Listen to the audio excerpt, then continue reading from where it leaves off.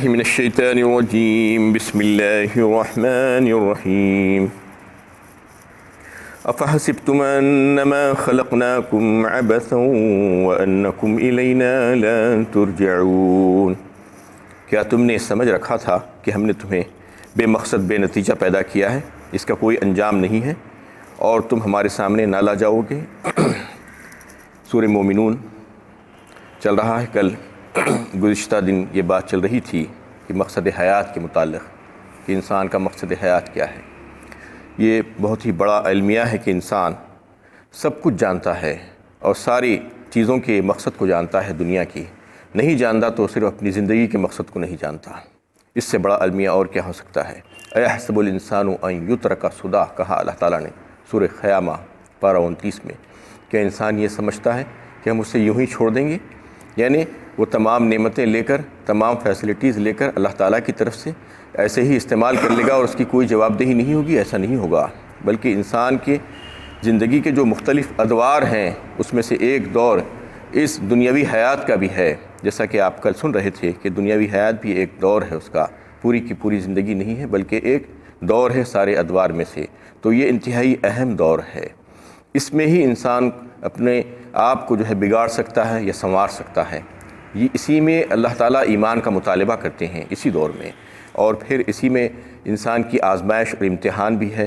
اور اس کو وقت بھی دیا گیا ہے اور ارادے اور اختیار کی آزادی بھی اس کو مل گئی ہے اس میں، اسی لیے اس میں اس سے پوچھ گچھ ہوگی، اور اس میں جو کچھ بھی وہ کرے گا یہ امتحان ہے، امتحان گاہ ہے، اور ایک محدود وقت کے لیے اس کو یہاں پر بھیجا گیا ہے، ایک ڈیفائنڈ پیریڈ ہے، اس سے کم نہ اس سے زیادہ، ایک لمحے کی بھی تاخیر و تقدیم اس میں ممکن نہیں ہے۔ اور جب وقت ختم ہو جائے گا تو پھر اس کی مرضی ہو یا نہ ہو، وہ چاہے یا نہ چاہے، اس کو یہاں سے اٹھا کر لے کر چلا جائے گا اور پھر اس کو برزخ میں رکھ دیا جائے گا۔ برزخ چاہے وہ یعنی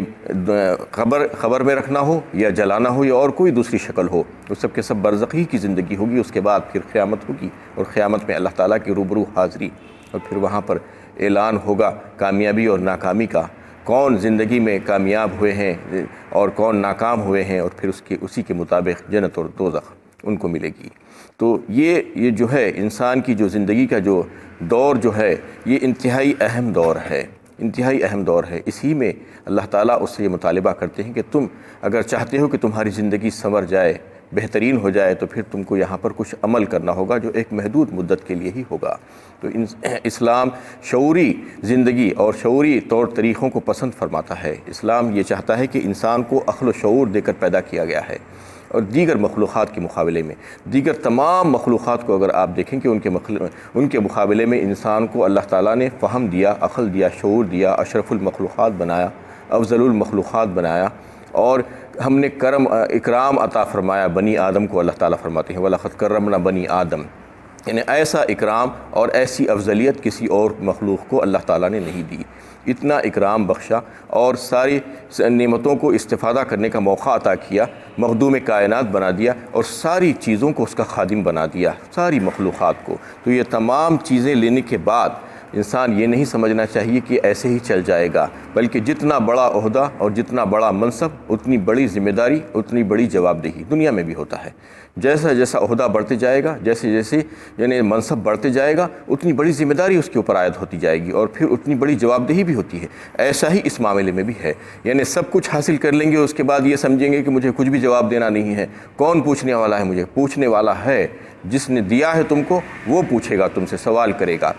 تو انسان کی زندگی کا جو مقصد ہے اصل میں یہ ہے کہ اپنے خالق اور مالک کو پہچانے، اور پہچان کر اپنے یعنی رب کائنات، رب ذوالجلال جو ہے اس کو راضی اور خوش کرنے کی کوشش کرے اسی دنیاوی زندگی میں، یعنی اس مالک کو جس نے تم کو پیدا کیا ہے، جس نے تم کو زندہ رکھا ہے، جس نے تمہاری پرورش کی ہے، اس کو راضی کرنے کی کوشش کریں اور اس کو خوش کرنے کی کوشش کریں ہر طریقے سے۔ اس کا طریقہ کیا ہے بتا دیا گیا ہے، وَمَا خَلَقْتُ الْجِنَّ وَالْإِنسَ إِلَّا لِيَعْبُدُونَ۔ سورہ زاریات پارہ 27 میں اللہ تعالیٰ اس کو واضح فرما دیے ہیں کہ ہم نے نہیں پیدا کیا انسان اور جن کو مگر اپنی عبادت کے لیے، عبادت کے لیے پیدا کیا ہے۔ اللہ تعالیٰ فرما رہے ہیں عبادت کا مطلب کیا ہے؟ عبدیت اور عبادت جو ہے عبد سے آتا ہے، بندگی اور غلامی،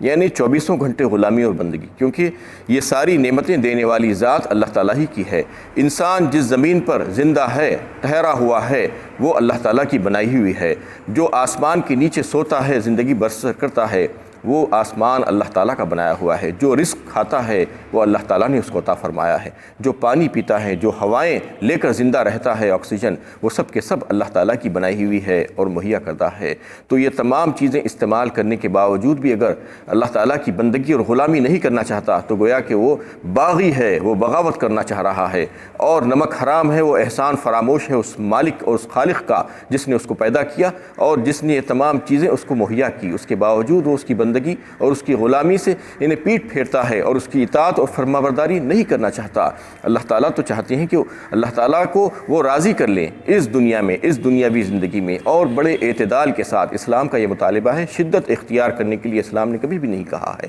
بلکہ ہر کام اعتدال کے ساتھ ہونا چاہیے۔ جو بھی کام آپ کریں اس میں اعتدال۔ امت وسط اللہ تعالیٰ نے جو ہے بنا دیا ہے ہم کو، امت محمدیہ کو، تو سارے کاموں میں اعتدال چاہیے، مطلوب ہے، اور اس میں شدت نہیں بلکہ بڑے اعتدال کے ساتھ اس کو جو ہے اختیار کرنے کا ہے۔ اسی طریقے سے آپ دیکھیں کہ جو تصورات ہیں عبادت کے، وہ اسلام اور غیر اسلام جو ہے، غیر مذہبوں میں کا جو تصور ہے وہ انتہائی یعنی بالکل الگ ہے، زمین و آسمان کا فرق ہے۔ اگر اسلام میں جو تصور کا عبادت ہے اس کو آپ دیکھیں اور جو دیگر مذاہب میں ہے جو تصور عبادت اس کو اگر دیکھیں تو یہ زمین آسمان کا فرق آپ کو ملے گا۔ دیگر مذاہب میں کیا ہے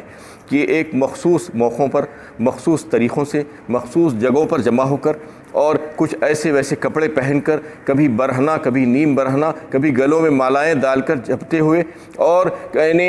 کچھ وقت میں کچھ مخصوص اوقات ہی میں جو ہے انہیں بھگوان کی عبادت اور اس پالنے والے کی عبادت کہہ کر ایک جگہ جمع ہو جانا، اس کے بعد پھر اپنی بقیہ زندگی کو جیسے چاہے ویسے گزار لینا۔ نہ ان کے پاس یہ تصور ہوتا ہے کہ جائز اور ناجائز کا، اور نہ ہی حلال و حرام کا، اور نہ ہی پاکی اور ناپاکی کا، اور پھر جو ترک دنیا، ترک لذات، ترک خواہشات، یہ کھانا پینا چھوڑ دینا، گوشت کھانا پینا چھوڑ دینا، اور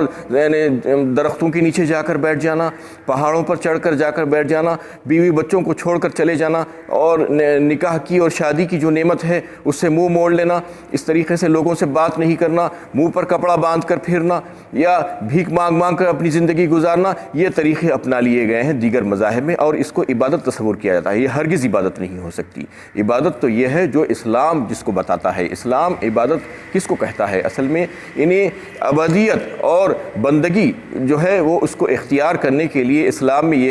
یہ تصور دیتا ہے کہ وہ حالت ایمان میں اللہ تعالیٰ کو راضی کرنے کی خاطر اور اللہ تعالیٰ ہی کی خوشنودی کی خاطر اور انتہائی اخلاص کے ساتھ اپنی دن اور رات کی کاموں کو اور ساری ذمہ داریوں کو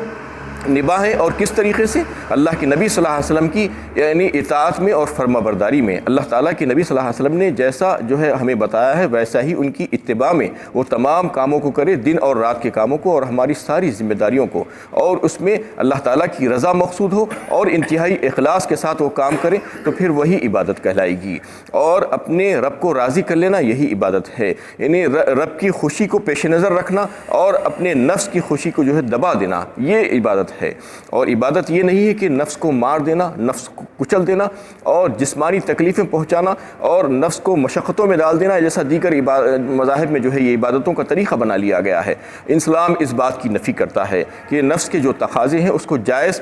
طریقوں سے اس کو پورا کیا جائے، اس کو جائز ذرائعوں سے پورا کیا جائے، اور انہیں ترک دنیا اور رہبانیت وغیرہ یہ جو ہے سنیاس لینا یہ اسلام میں نہیں ہے۔ اسلام کبھی نہیں یہ سکھاتا کہ دنیا چھوڑ کر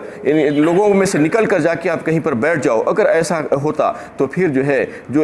انسانی ہمدردی ہے، جو غمگساری ہے، جو محبت کا پہلو ہے، اور جو لوگوں کے ساتھ قربانی کا پہلو ہے، اور جو ایک دوسرے کی مدد کرنے کا پہلو ہے، وہ کہاں جائے گا؟ اور خرابت داری اور رشتہ داریوں کو نبھانا یہ جو ہے کہاں سے پورا ہو سکتا تھا؟ اگر دنیا کو چھوڑ کر جا کر آپ جنگلوں میں بیٹھ جائیں گے اور سنیاس لے لیں گے اور رہبانیت اختیار کر لیں گے، اسلام اس سے منع کرتا ہے۔ اسلام تو یہ چاہتا ہے کہ آپ اپنے جسم کے اور جو ہے جو جان کے جو تقاضے ہیں، جو نفس کے جو تقاضے ہیں، اس کو جائز طریقوں سے پورا کریں، اور نکاح بھی کریں، بیوی بچے بھی رکھیں، ان کی ضروریات کا بھی لحاظ کریں، اس کے لیے آپ تعلیم بھی حاصل کریں، آپ فن اور ہنر بھی سیکھیں، اس کے بعد آپ تجارت بھی کریں، آپ نوکری اور پیشہ بھی اختیار کریں، اور جائز اور حلال آمدنی کو لے کر آپ اپنے اہل و عیال کو پالیں، اور پھر لوگوں کی امداد کریں، عدل و انصاف کریں، سچ بولیں، جھوٹ نہ بولیں، اور لوگوں کے ساتھ اچھا معاملہ کریں۔ یہ تمام چیزوں کو کرنے کا اسلام حکم دیتا ہے، اور یہ تمام کام معاشرے میں رہ کر ہی انجام دیے جا سکتے ہیں۔ معاشرے سے ہٹ کر،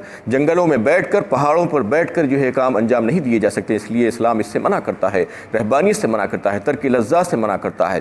کیونکہ جو کچھ بھی چیزیں اللہ تعالیٰ نے پیدا کی ہیں دنیا میں اور زمین میں، وہ سب کے سب ہم انسانوں کے لیے پیدا کی گئی ہیں۔ اس کو چھوڑ دینا یہ کہاں کی عقل مندی ہے؟ قل من حرم زینۃ اللہ التی اخرج لعبادہ والطیبات من الرزق قل ہی للذین آمنوا فی الحیاۃ الدنیا۔ اس میں اللہ تعالیٰ نے بالکل واضح فرما دیا سورہ اعراف میں کہ کس نے حرام کیا ہے تمہارے اوپر یہ تمام چیزیں، جس کو ہم نے تمہارے لیے زینت بنایا ہے، تمہارے لیے ہم نے حلال کیا ہے، وہ تمام چیزوں کو تم کیوں اپنے اوپر حرام کرتی ہو؟ یہ تو ہم نے تمہارے لیے پیدا کیا ہے، اور اصلاً دیکھا جائے تو یہ مومنین کے لیے ہے اس دنیا میں، اور آخرت میں تو جو ہے انہی کے لیے خاص ہوگا۔ یہاں پر ان کے طفیل میں دوسرے بھی کھا لیتے ہیں، دوسرے بھی پی لیتے ہیں، دوسرے بھی استعمال کر لیتے ہیں، جو اللہ کے نیک بندے ہیں ان کے لیے اللہ تعالیٰ نے ان تمام چیزوں کو بنایا ہے۔ تو اس لیے کسی بھی چیز کو جو جائز ہے اور حلال ہے اس کو حرام قرار نہیں دینا چاہیے، اس کو استعمال کرنا چاہیے، لیکن اعتدال کے ساتھ، ہر چیز اعتدال کے ساتھ۔ اسلام اعتدال پسند مذہب ہے، اور امت وسط ہم کو بنا دیا گیا ہے۔ ہم میں شدت نہیں ہونی چاہیے، افراط و تفریط سے پاک ہو کر ہمیں زندگی گزارنا چاہیے، یہ مطالبہ کرتا ہے اسلام۔ اور اسی دنیا میں رہ کر، اسی معاشرے میں رہ کر، سب لوگوں کے بیچ میں رہ کر، ان کی کڑوی کسیلی باتوں کو سن کر، ان کے ساتھ اچھا معاملہ کر کے، ان کو اچھی اچھی باتیں سکھا کر، سچ بول کر، حلال کمائی کما کر جو ہے اس دنیا میں رہنے کا ہے۔ اور اگر ہم یہ چاہتے ہیں کہ اللہ تعالیٰ کی 24 گھنٹے عبادت کریں، جیسا کہ اللہ تعالیٰ فرماتے ہیں کہ ہم نے انسانوں اور جنوں کو جو پیدا کیا ہے وہ صرف اس وجہ سے کہ وہ ہماری بندگی کریں، ہماری اطاعت کریں، تو اس کا کیا مطلب ہے؟ اس کا مطلب یہ ہے کہ ہم اپنی مسجد والی زندگی اور نماز والی زندگی، اس کے بعد باہر والی زندگی، مسجد کے باہر والی زندگی، اور پڑوسیوں والی زندگی، رشتہ داروں اور دوست احباب والی زندگی، اور ہماری بیماری اور صحت والی زندگی، ہماری اقتدار والی زندگی، ہماری کرسی والی زندگی، اور دیگر جو بھی موقع ہمارے آتے ہیں زندگی میں، ان تمام موقعوں پر ہم یہ اس بات کا لحاظ کریں کہ اللہ تعالیٰ کی فرما برداری اور اطاعت ہماری ہوتی جائے اس میں، اور وہ طریقہ کون سا ہو؟ اللہ کے نبی صلی اللہ علیہ وسلم کا طریقہ اختیار کریں، تو وہ ایک ایک منٹ، ایک ایک سیکنڈ ہمارا جو ہے عبادت میں شمار ہو جائے گا۔ یعنی صبح سے شام تک، رات تک جو ذمہ داریاں ہم نبھاتے ہیں، جو کام ہم جو کرتے ہیں،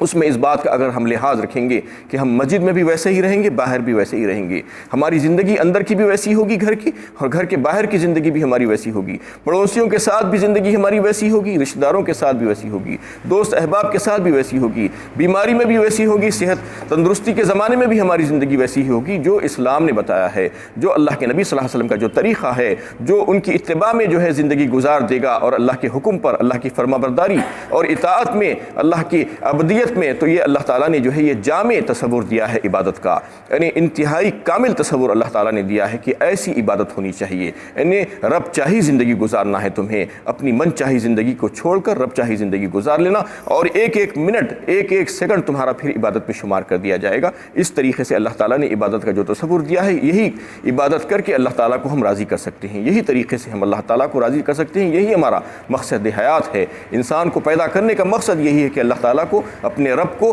وہ جو ہے راضی کر لے اسی زندگی میں، اسی دنیا میں، تو پھر آئندہ آنے والی جو زندگی ہے وہ اس کے لیے بہترین ہو جائے گی، وہ کامیاب ترین انسان ہو جائے گا، اور فلاح اس کو مل جائے گی، اور پھر وہ جنت کا مستحق ہو جائے گا۔ یہ اگر ذہن میں رکھے انسان، کہ یہ نہ سمجھے کہ یہ دنیا کی جو زندگی جو چل رہی ہے یہی ایک ہی زندگی ہے، یہ سوچ کر بہت سے لاکھوں کروڑوں انسان آج تباہ و برباد ہو رہے ہیں، یہ سمجھ رہے ہیں کہ بس یہ ہمارا اصلی وطن ہے، یہیں پر جو کچھ چاہے کر لو، جو کھا لو پی لو، جو فتنہ و فساد برپا کر لو، قتل و غارت گری کر لو، اور جو ہے لہو لہب میں پڑ جاؤ، یہ جو ہے زندگی کا مقصد نہیں ہے۔ یہ سمجھ لینا چاہیے کہ ہمارا اصلی وطن نہیں، بلکہ اصلی وطن تو آخرت کی زندگی ہے۔ یہاں پر تو ہمیں محنت کرنے کے لیے بھیجا گیا ہے، کچھ عمل کرنے کے لیے بھیجا گیا ہے، یہ امتحان گاہ ہے، آزمائش ہماری چل رہی ہے، اور ہم کو ایک متعین وقت دے دیا گیا ہے، ایک ڈیفائن پیریڈ ہے، اس میں ہم کو کرنا ہے۔ وقت ختم ہوتے ہی فوراً یہاں سے ہم کو نکال دیا جائے گا، ہماری مرضی چلنے والی نہیں ہے۔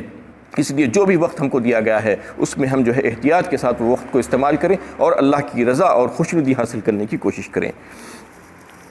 فتعال اللہ الملک الحق لا الہ الا هو رب العرش الکریم، بس اللہ تعالیٰ ہی بالا و برتر حقیقی حکمران ہے، اس کے سوا یا اس کے ساتھ کوئی معبود و مستعان نہیں، وہی عبادت کے لائق ہے، استعانت کے قابل بھی، وہ عرش عظیم کا بلا شرکت غیر تنہا مالک و فرمان روا ہے۔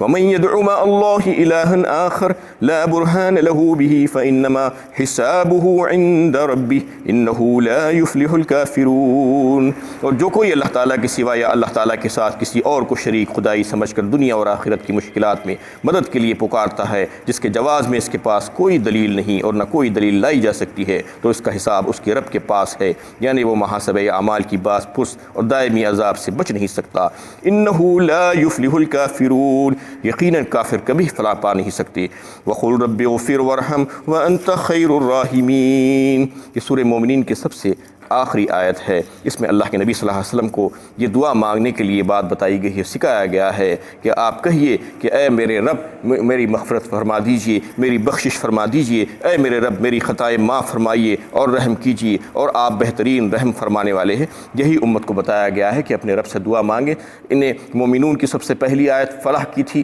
کہ فلاح پانے والے کون لوگ ہوں گے، مومنین ہوں گے، ان کے طور طریقے کیا ہوں گے، ان کے اوصاف کیا ہوں گے۔ اس آخری آیت میں یہ بتا دیا گیا کہ یہ مومنین ہیں، اور پھر ان سے یہ کہا گیا کہ تم اپنے رب سے دعا مانگو، بخشش مانگو، مدد مانگو، اسی سے مانگو، وہی سب سے اعلیٰ ہے، وہی سب سے عرفہ ہے، وہی مدد دینے کا لائق ہے اور مستحق ہے، اس سے رحم کی درخواست کرو۔ وانت خیر الراحمین۔ وآخر دعوانا الحمدللہ۔